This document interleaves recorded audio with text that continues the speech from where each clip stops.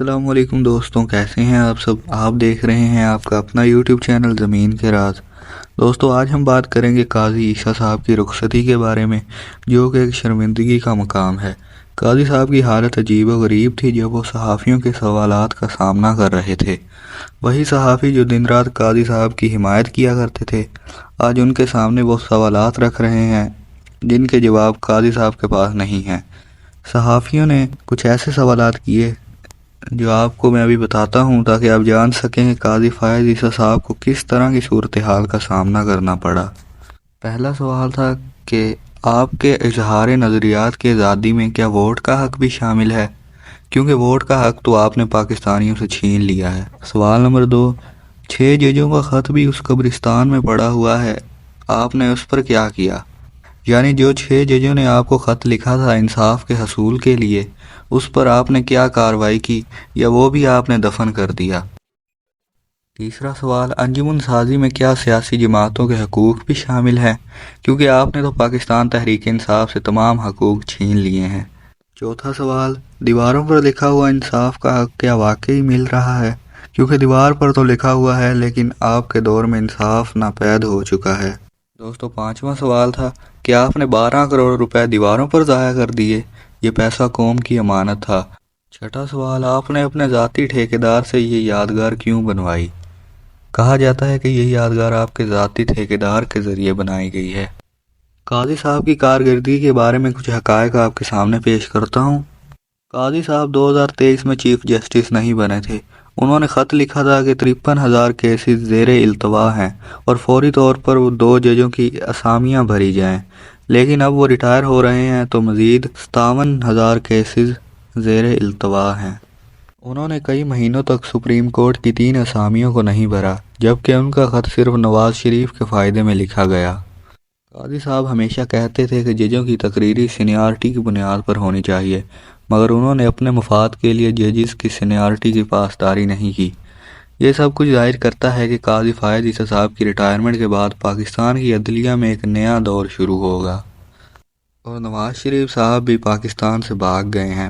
پہلے وہ دبئی گئے اور وہاں سے برطانیہ روانہ ہو چکے ہیں، جبکہ عمران خان جو کہ جیل میں ہیں ان سے بہت مختلف ہیں۔ نواز شریف بھاگ گئے ہیں لیکن عمران خان ثابت قدم ہیں۔ وہ ایک ایسے آدمی ہیں جو جیل میں بیٹھے ہونے کے باوجود یہ کہہ رہے ہیں کہ وہ ڈیل نہیں کریں گے اور اپنے لوگوں کے ساتھ کھڑے رہیں گے۔ یہ پہلا موقع ہے کہ پاکستان میں کوئی سیاستدان اس نظام کے خلاف اتنی ڈٹ کر کھڑا ہوا ہے۔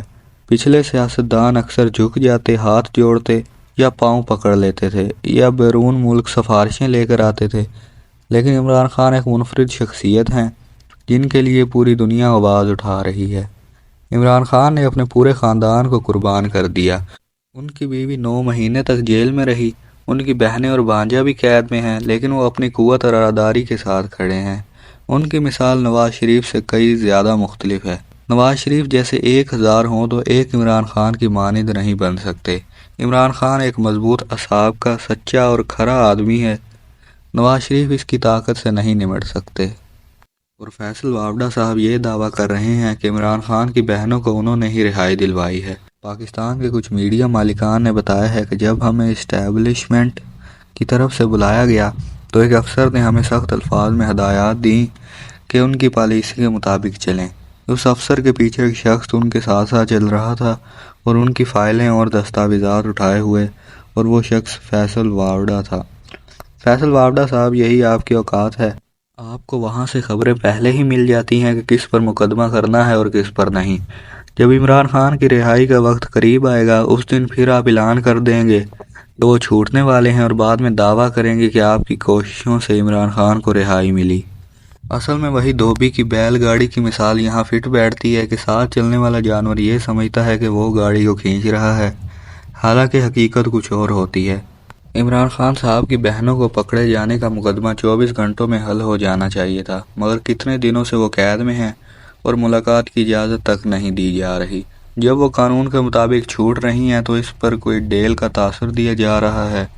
فضل الرحمان صاحب نے ایک بیان دیا کہ 27ویں آئینی ترمیم نہیں ہونے دیں گے۔ مولانا صاحب، آپ نے 26ویں آئینی ترمیم پر بھی یہی کہا تھا، مگر وہ منظور ہوئی۔